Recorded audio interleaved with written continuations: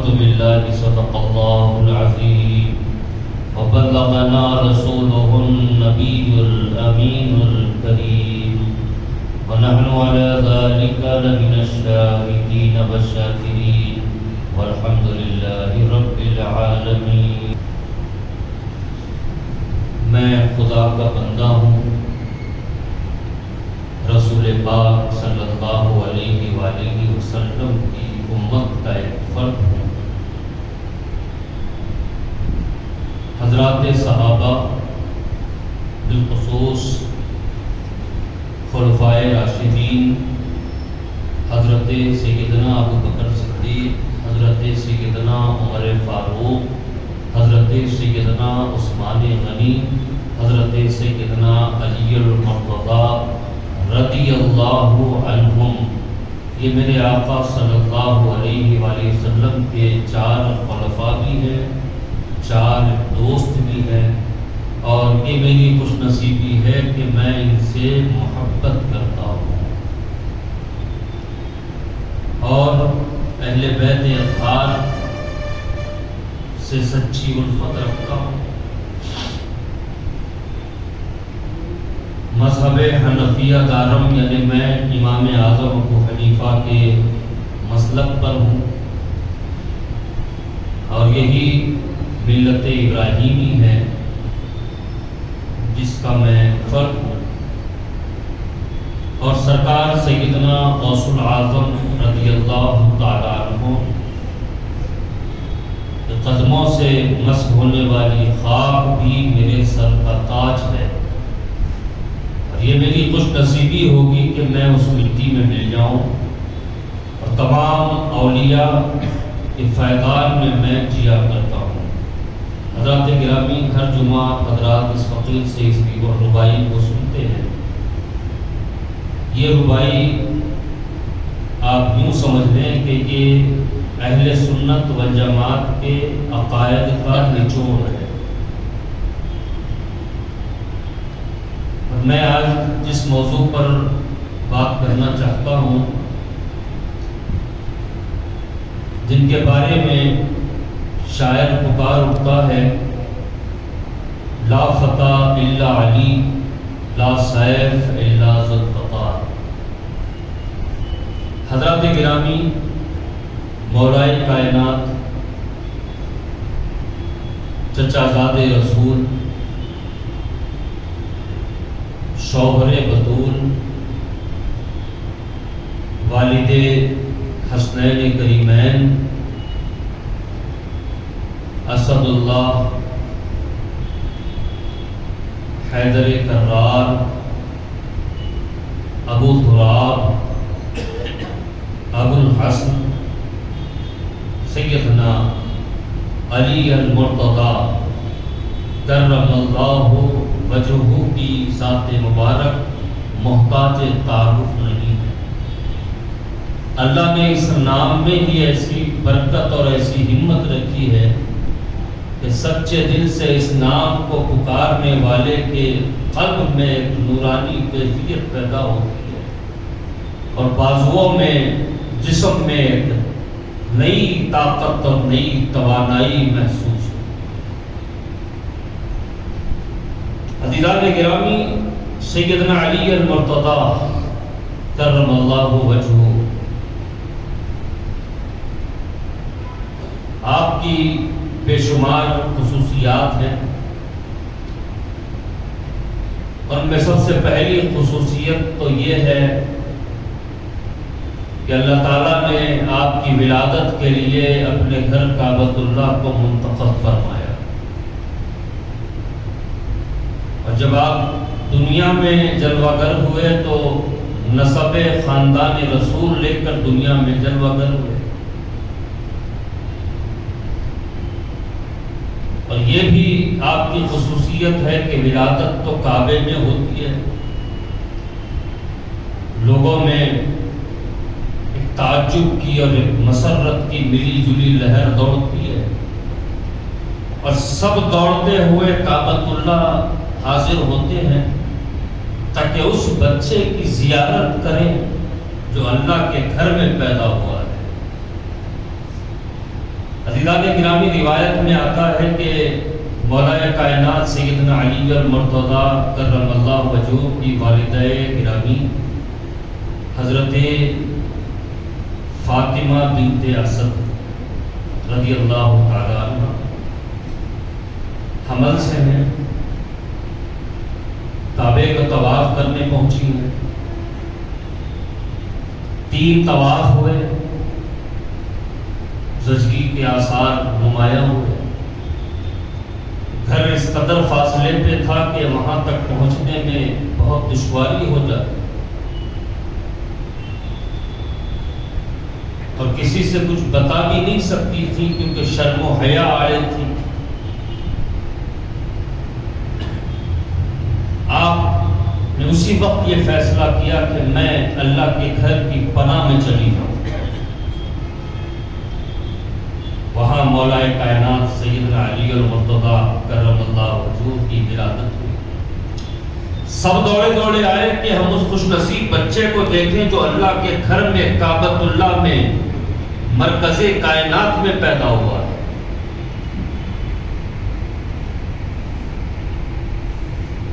والد بھی آ گئے حضرت ابو طالب، خاندان کے دوسرے افراد بھی آ گئے، اڑوس پڑوس کے لوگ آ گئے، اہل مکہ جمع ہو گئے، اور سب کی یہ آرزو ہے کہ اس بچے کو ایک بار اپنے گود میں لے لیں۔ عزیزان گرامی، بڑی خوشی اور مسرت کے ساتھ حضرت علی کو گود میں لیا جاتا ہے، اور جو بھی گود میں لیتا ہے خوشی و مسرت کے ساتھ لیتا ہے، لیکن جب چہرے پر نظر پڑتی ہے تو دیکھنے والے کے چہرے پہ ایک ملال کی کیفیت طاری ہو جاتی ہے، اور پھر وہ بچے کو مولا کائنات کو دوسرے کے گود میں دے کے آگے بڑھ جاتی ہے۔ بات کیا تھی عزیزوں؟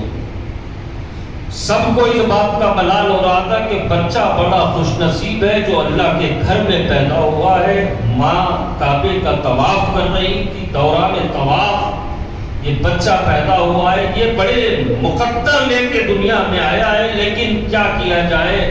بچے نے اپنی آنکھیں اس قدر اس انداز سے بند کی ہوئی ہیں، لگتا ہے کہ آنکھ ہے ہی نہیں۔ سب کو اس بات کا ملال ہے۔ عزیزان گرامی،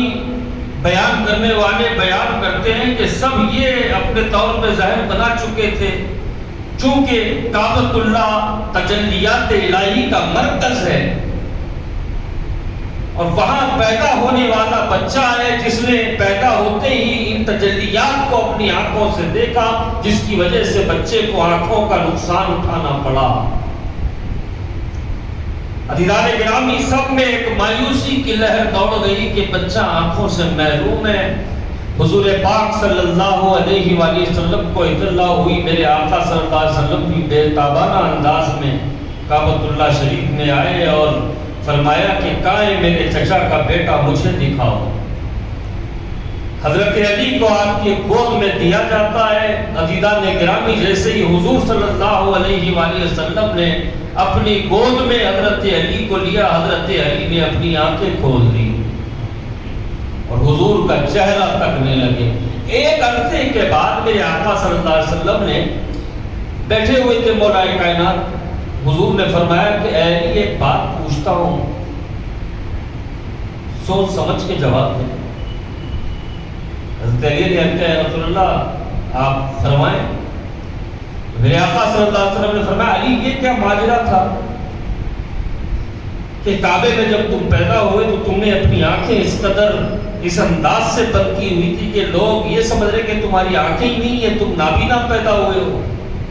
لیکن اے علی جب میں آیا اور میں نے تمہیں اپنی گود میں لیا تم نے اپنی آنکھوں کو کھول دیا، علی یہ ماجرا کیا تھا؟ تو مولا کائنات سید کائنات کی خدمت میں عرض کرتے ہیں یا رسول اللہ میں دنیا میں آ رہا تھا تو یہ بات طے کر چکا تھا کہ دنیا میں جاؤں گا اور اپنی آنکھوں سے دنیا میں سب سے پہلے جس منظر کو دیکھوں گا یا رسول اللہ وہ آپ کا چہرہ ہوگا۔ عزیزان گرامی، سب صحابہ کو رضی اللہ عنہ کہتے ہیں کہ اللہ ان سے راضی ہوا، اللہ ان سے راضی ہوا، اللہ ان سے راضی ہوا، لیکن جب بات سیدنا علی المرتضیٰ کی آتی ہے تو رضی اللہ عنہ بھی آپ کو کہتے ہیں، اور ایک خاص جملہ بھی آپ کے لیے کہتے ہیں کرم اللہ وجہہ، اللہ تعالیٰ نے ان کے چہرے پہ کرم فرمایا۔ اس کی کئی وجوہات ہیں۔ ایک تو یہ کہ آپ نے پیدائش سے لے کر اس وقت تک جب حضور صلی اللہ علیہ وسلم نے اعلان نبوت فرمایا، وہ تو ایام جاہلیت تھے، مولا کائنات نے اپنے سر کو کبھی کسی بت کے آگے، اپنے چہرے کو کسی بت کے آگے نہیں جھکایا، اس لیے آپ کو کرم اللہ وجہہ کہا جاتا ہے۔ اور ایک وجہ یہ بھی بیان کی گئی، چونکہ حضور کے چہرے کو دیکھنے کے لیے ہی آپ نے اپنی آنکھیں بند کی ہوئی تھی، اور سب سے پہلے حضرت علی نے اپنی آنکھوں سے جو منظر دیکھا وہ حضور کا رخ ریبہ تھا، تو حضور کے چہرے کو دیکھنے کی تڑپ لیے اپنی آنکھوں کو آپ نے بند کیا تھا، اس کے بدلے میں اللہ نے آپ کے چہرے پر کرم فرما دیا۔ اور ایک وجہ ہے جو بیان کی گئی ہے کہ جو حضرت علی کے دشمن تھے خوارج، وہ یہ کہتے تھے کہ علی تمہارا چہرہ سیاہ ہو جائے، علی تمہارا چہرہ سیاہ ہو جائے، سبّد اللہ وجہ، اللہ نے تمہارے چہرے کو سیاہ کر دیا، کرتے بدعا دیتے مولا کائنات کو دیکھتے۔ تو صحابہ کرام نے کہا اچھا تم یہ کہتے ہو، ہم کہیں گے کرم اللہ وجہ، اللہ نے ان کے چہرے کو رونق بخشی، اللہ نے ان کے چہرے پر کرم فرمایا ہے۔ عزیزان گرامی، سیدنا علی المرتضی کرم اللہ وجہ الکریم ابھی چھوٹے سے بچے ہیں، حضرت عباس ابو الفضل عباس رضی اللہ تعالیٰ عنہ جو حضور صلی اللہ علیہ وسلم کے چچا ہیں، اور حضرت ابو طالب یعنی حضرت سیدنا علی المرتضی کرم اللہ وجہہ کے والد گرامی ہیں، ان کے چھوٹے بھائی ہیں۔ اور چونکہ حضرت ابو طالب کو بہت سے فرزندان تھے اور معاشی حالت بھی مستحکم نہیں تھی، تو حضرت عباس کے پاس حضور پاک صلی اللہ علیہ وسلم خود تشریف لے گئے اور اپنے چچا سے فرمایا چچا عباس، چچا ابو طالب معاشی حالات ان کے مستحکم نہیں ہیں اور وہ کثیر العیال ہے، کیوں نہ ان کا بوجھ ہلکا کر دے؟ تو حضرت عباس رضی اللہ تعالیٰ عنہ نے فرمایا کہ اے میرے بھتیجے کیسے ان کے بوجھ کو ہم کم کر سکتے ہیں؟ تو سرکار نے فرمایا کہ چچا ایک کام کرتے ہیں، ان کے ایک بیٹے کے کفیل آپ بن جائیں، ان کے ایک بیٹے کا کفیل میں بن جاؤں گا۔ اور دونوں گئے حضرت ابو طالب کے پاس اور اپنا انتہا بیان کیا، تو حضرت ابو طالب نے کہا کہ آپ لوگ میرے غیر نہیں ہو، میرے بچے مجھ سے الگ بھی ہوں گے تو خاندانی میں رہیں گے، ایک تو میرے بھائی ہے ایک تو میرا بھتیجا ہے، آپ دونوں جن کو چاہے منتخب کر لیں۔ حضرت ابو الفضل عباس رضی اللہ تعالیٰ عنہ نے حضرت عقیل کو، عقیل کے کفیل بننے کو منظور کیا، کہا کہ ابو طالب عقیل مجھے دے دو۔ اور جب حضور صلی اللہ علیہ وسلم کی باری آئی، حضور نے فرمایا چچا یہ علی مجھے دے دو۔ تو اس عمر سے میرے آقا صلی اللہ علیہ وسلم کی صحبت، سنگت اور آغوش تربیت چونکہ مولا کائنات کو نصیب ہوئی کہ حضور صلی اللہ علیہ وسلم آپ سے اس قدر محبت فرماتے کہ دن ہوتا ساتھ رکھتے، رات ہوتے ساتھ سلاتے، اپنے سینے سے چمٹا کر سلا لیتے۔ کیوں نہ ہو عزیزان گرامی، مولا کائنات سیدنا علی المرتضی کرم اللہ وجہہ فضائل و مناقب بے شمار ہیں، اور آپ سرچشمہ فیضان ولایت ہیں، اور حضور پاک صلی اللہ علیہ وآلہ وسلم کی صحبت خاص آپ کو میسر آئی کہ خلیفاؤں میں بھی آپ شامل ہیں، السابقون الاولون میں بھی آپ شامل ہیں۔ عزیزان گرامی، جب یہ بیان کیا جاتا ہے، جب تاریخ یہ بیان کرتی ہے کہ سب سے پہلے اسلام کن کن لوگوں نے قبول کیا ہے، تو جب بات بچوں کی آتی ہے تو سب اس پر اتفاق رکھتے ہیں کہ سیدنا علی المرتضی پہلے مسلمان بچے ہیں۔ اسلام آپ نے قبول کیا تو السابقون الاولون میں آپ کا شمار ہوتا ہے، عشرہ مبشرہ میں آپ کا شمار ہوتا ہے، کہ وہ 10 لوگ جن کو دنیا ہی میں حضور صلی اللہ علیہ وسلم نے جنت کی بشارت عطا فرما دی کہ اگر جنتی کو دیکھنا چاہتے ہو تو ان لوگوں کو دیکھ لو، تمہیں پتہ چل جائے گا کہ جنت میں لوگ کیسے رہنے والے ہیں۔ یہ سیدنا علی المرتضیٰ ہے، اور پھر آپ اہل بیت میں شامل ہیں، نبی پاک صلی اللہ علیہ وآلہ وسلم کے گھر والوں میں شامل ہیں، اور گھر والوں میں شامل ہیں تو کس انداز سے شامل ہیں؟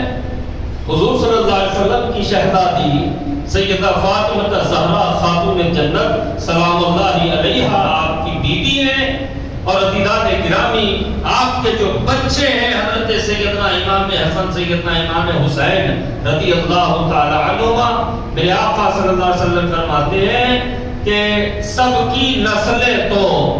بیٹوں کے بیٹوں سے چلا کرتی ہیں، لیکن اللہ تعالیٰ نے مجھے یہ خصوصیت عطا فرمائی کہ میری نسل میری بیٹی کے بیٹوں سے چلے گی، اور وہ بیٹی کے بیٹے کون ہیں؟ حضرت علی کے بیٹے ہیں۔ اور ایک روایات تو چند روایات ایسی بھی ہیں کہ میرے آقا صلی اللہ علیہ وسلم نے فرمایا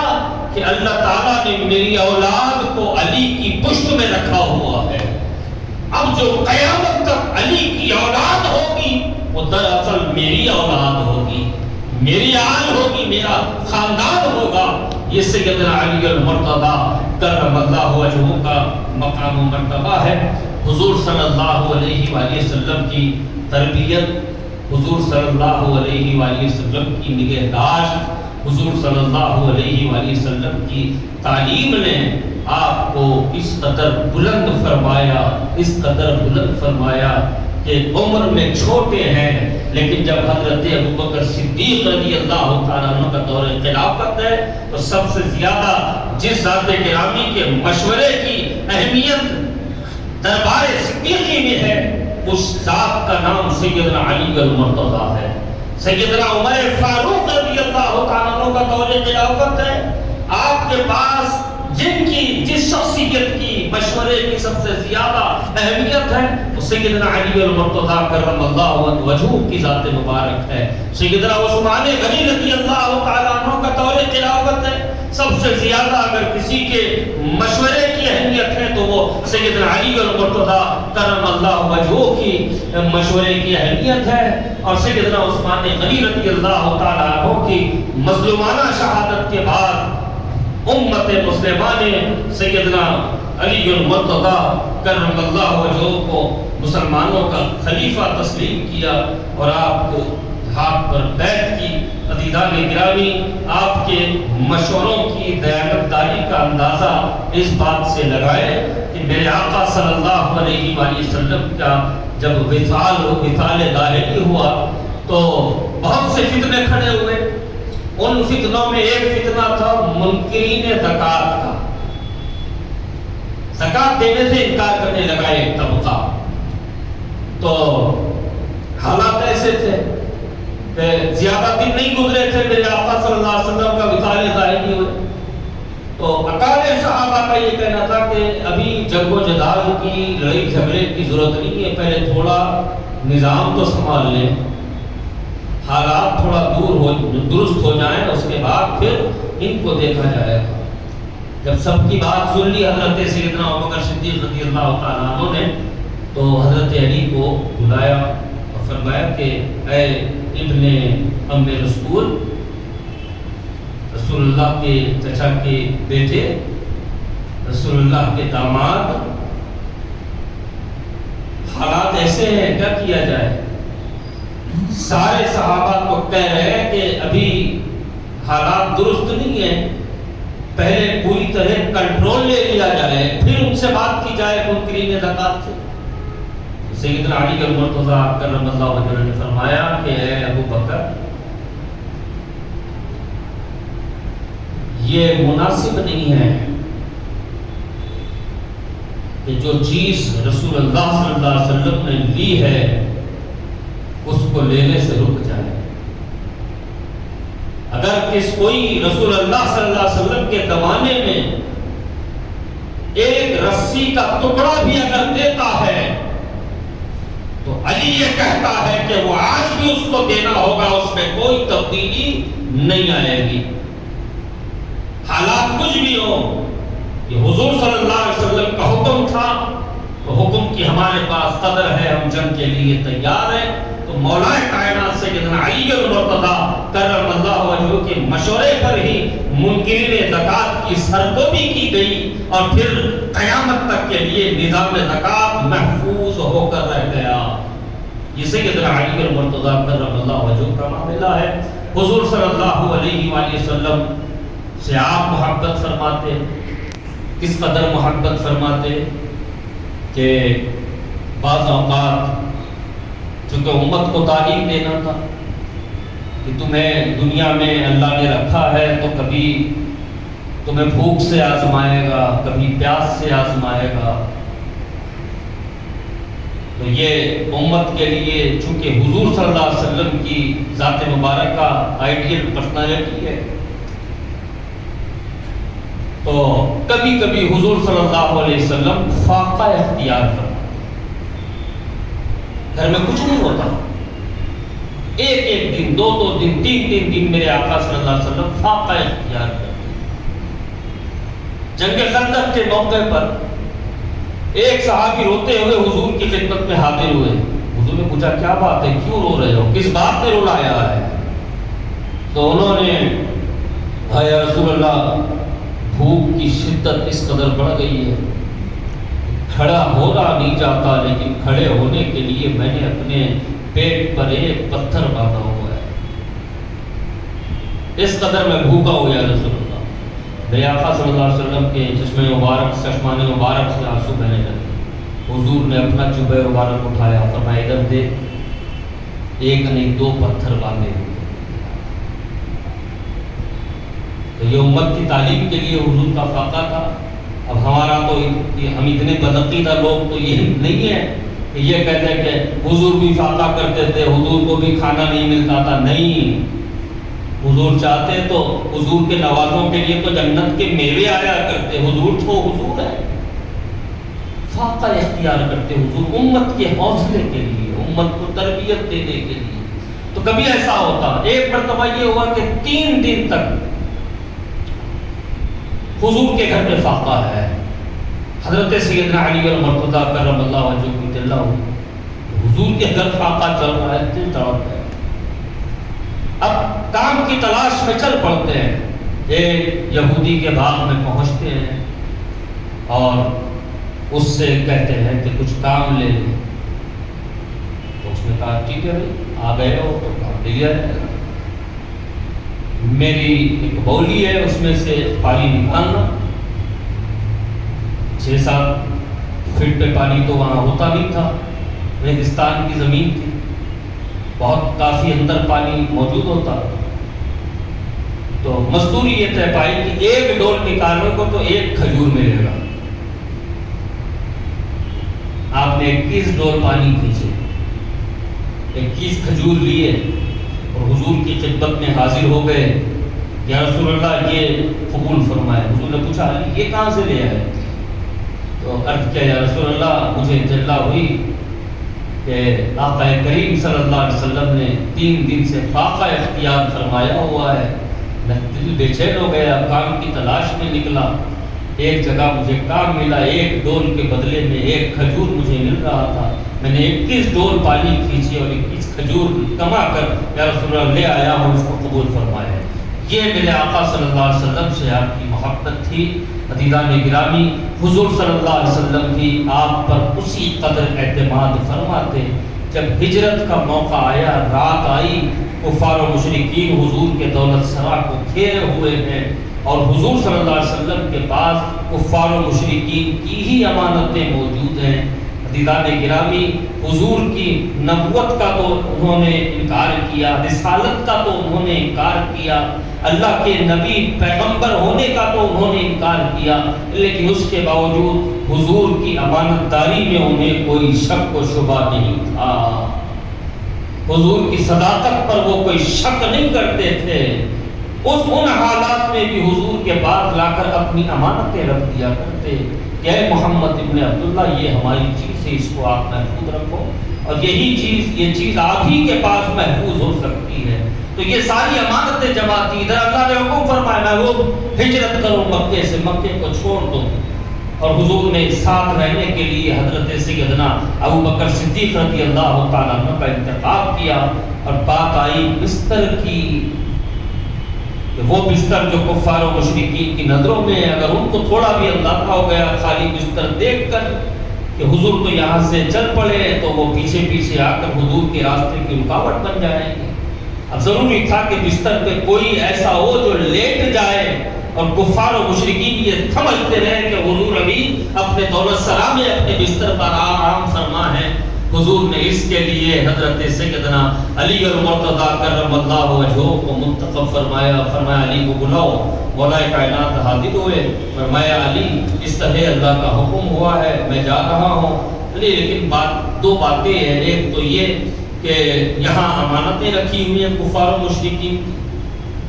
اور یہ بستر خالی بھی نظر نہیں آنا چاہیے، لہذا ایک کام کرو، اس بستر پر سو جاؤ، میری چادر اوڑھ کر سو جانا، تاکہ لوگ یہ سمجھتے رہے کہ میں خود سو رہا ہوں، اور جب صبح ہو جائے تو اے علی یہ امانتیں۔ عزیزان گرامی، کوئی اور موقع ہوتا، حضور نہ ہوتے، حضور کی جگہ کوئی اور ہوتا، تو یہ فوراً ان کا ذہن یہ کام کرتا کہ بھئی یہ کفار و مشرکین کی اتنی ساری امانتیں ہیں، اور یہ کمبخت مجھے اپنا وطن چھوڑنے پہ مجبور کیے ہوئے ہیں، لہذا ان کی امانتیں تو ان کو نہیں دوں گا، بلکہ یہ امانتیں تو اپنے ساتھ لے جاؤں گا، تاکہ ان کو بھی تو احساس ہو جائے کہ کس سے وہ محروم ہو گئے۔ لیکن حضور نے فرمایا کہ اے علی یہ امانتیں ہیں، لوگوں کی امانتیں ہیں، اس میں خیانت نہیں ہونی ہے، لہذا یہ امانتیں میں تمہارے سپرد کرتا ہوں۔ صبح ہو جائے تو یہ امانتیں لوگوں کو دے کر مدینہ آ جانا، میں وہاں تمہارا انتظار کر رہا ہوں، مدینے میں تمہاری ملاقات ہو۔ عزیزان گرامی، واقعہ بڑا تفصیلی ہے، تو یہ حضور صلی اللہ علیہ وسلم کا سیدنا علی المرتضیٰ پر کامل اعتماد تھا کہ امانتوں کا امیر بنایا ہے تو سیدنا علی المرتضیٰ کو بنایا ہے، اور اپنے بستر پر لٹایا ہے تو سیدنا علی المرتضیٰ کرم اللہ وجہہ کو لٹایا ہے۔ عزیزان گرامی، پیدائش سے لے کر حضور صلی اللہ علیہ وآلہ وسلم کے وصال ظاہری تک سیدنا علی المرتضیٰ کرم اللہ وجہہ حضور کے ساتھ رہے، حضور کی سنگت میں رہے، حضور کی صحبت میں رہے، حضور سے محبت کرتے رہے، حضور پر اپنی جان لٹانے کا جذبہ لے کر حضور کے ساتھ رہے۔ ایک موقع ایسا ہے کہ ایک غزوہ ایسا آیا کہ حضور نے حکم فرمایا کہ سب تو غزوے میں چلیں گے، جنگ میں چلیں گے، لیکن علی مدینے میں رہیں گے، علی مدینے میں رہیں گے۔ تو حضرت سیدنا علی المرتضیٰ کو بڑی حیرت ہوئی، حضور کی خدمت پہ حاضر ہوئے، یا رسول اللہ آپ سب کو تو اپنے ساتھ لے جا رہے ہیں، لیکن مجھے عورتوں بچوں میں چھوڑ کے جا رہے ہیں، بنسبت دوسروں کے میں تو زیادہ جنگ جانتا ہوں۔ تو حضور صلی اللہ علیہ وسلم نے فرمایا علی ایسی بات نہیں ہے، جیسے موسیٰ علیہ السلام کے لیے ہارون علیہ السلام ان کے نائب تھے، اسی طرح میرے لیے اے علی تم ہو، اس لیے میں تم کو اپنے پیچھے چھوڑ کے جا رہا ہوں۔ عزیزان گرامی، بہت سے فضائل، بہت سے مناقب ہیں، سمجھنے کے لیے اتنا ہی کافی ہے۔ ایک موقع آیا مدینہ شریف میں کہ حضور نے ایک صحابی کو دوسرے صحابی کا بھائی بنایا، ایک صحابی کو دوسرے صحابی کا، ایک انصاری کو ایک مہاجر کا، ایک امیر کو ایک غریب کا بھائی بنا۔ جب ساری جوڑیاں بن گئی صحابہ کی تو حضرت علی کونے میں کھڑے دیکھ رہے سارا منظر، حضور نے ان کا کسی کو بھائی نہیں بنایا، رنجیدہ ہو گئے کہ یا رسول اللہ مجھے آپ نے اکیلا رکھ دیا۔ حضور نے فرمایا اے علی اپنے آپ کو اکیلا نہ سمجھ، تم تو دنیا میں بھی میرے بھائی ہو، آخرت میں بھی میرے بھائی ہو۔ یہ مقام سیدنا علی المرتضیٰ کرم اللہ وجہہ ہے، اور آپ کی علمیت کو سمجھنا ہے تو صرف اتنا کافی ہے کہ حضور نے فرمایا انا مدینۃ العلم وعلی بابھا، میں علم کا شہر ہوں، علی اس کے دروازے ہیں۔ مطلب یہ ہے کہ کوئی شہر میں آنا چاہے تو دروازے سے آئے، شہر میں تو ایک بار آئے گا لیکن دروازے سے 2 بار ملاقات کرے گا۔ مولائے کائنات کا بارگاہ رسالت معاف میں اور بارگاہ علی میں، بارگاہ الہی میں کیا مقام و مرتبہ ہے، اس کا اندازہ لگائیں کہ میرے آقا صلی اللہ علیہ وسلم نے فرمایا اے علی تم سے جو مومن ہوگا وہ محبت کرے گا، جو منافق ہوگا وہ تم سے بغض رکھے گا۔ ایمان کامل کا پیمانہ حضور صلی اللہ علیہ وسلم نے سیدنا علی المرتضیٰ کرم اللہ وجہہ کی محبت کو بنا دیا، اور ہر دور میں حضور کا وصال ہو چکا، وصال ظاہری ہو چکا۔ صحابہ اکرام سے کچھ لوگ دوسرے علاقے سے ملنے آئے اور مختلف امور پر گفتگو ہو رہی ہے۔ دوران گفتگو وہ آنے والے لوگوں میں سے ایک نے پوچھا کہ اے رسول اللہ کے صحابی ہو، ایک بات مجھے بتا دینا، حضور صلی اللہ علیہ وسلم جب آپ کے درمیان تھے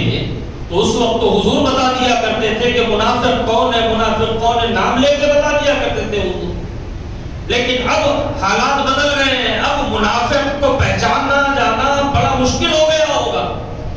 صحابہ کرام نے بیک زبان کہا نہ اس وقت مشکل تھا نہ آج مشکل ہے، اس وقت حضور بتا دیا کرتے یہ منافق ہے، اور آج ہم کو کسی پہ شک ہوتا ہے کہ یہ مومن ہے یا منافق ہے، کیسے پہچانا جائے؟ ہم اس کے سامنے علی کے فضائل بیان کرتے ہیں، چہرہ کھل جاتا ہے تو سمجھ جاتے ہیں یہ ہمارا بھائی ہے، چہرہ اتر جاتا سمجھ جاتے یہ منافق ہے، اس کے دل میں نفاق ہے۔ تو عزیزان گرامی، اللہ تعالیٰ کا بڑا فضل و کرم ہے کہ ایک طرف ہم صحابہ اکرام کی تعظیم کرنے والے ہیں اور پھر دوسری طرف اہل بیت اطہار سے محبت کرنے والے ہیں۔ مولا کائنات سیدنا علی المرتضیٰ بھی اہل بیت کے فرد فرید ہیں، اور ائمہ اہل بیت میں آپ کا بڑا مقام و مرتبہ ہے، اور قیامت تک آپ کا فیضان جاری و ساری ہے۔ جتنے سلاسل طریقت ہے، مختلف طرق سے جا کر اگر کسی سے ملتے ہیں تو وہ سیدنا علی المرتضیٰ کرم اللہ وجہہ کی ذات مبارکہ ہے۔ اللہ تعالیٰ آپ سے ہمارے دل میں جو محبت ہے اس میں اور اضافہ فرمائے، اس میں اور زیادتی فرمائے، اور آپ کی تعلیمات پر عمل پیرا ہونے کی توفیق رفیق عطا فرمائے، آپ سے سچی محبت کی توفیق عطا فرمائے، آپ کے گھرانے سے سچی محبت کی توفیق عطا فرمائے۔ عزیزان گرامی، اہل بیت اطہار وہ ہیں کہ جن کی محبت کبھی رسوا ہونے نہیں دیتی۔ وآخر دعوانا الحمدللہ رب العالمین۔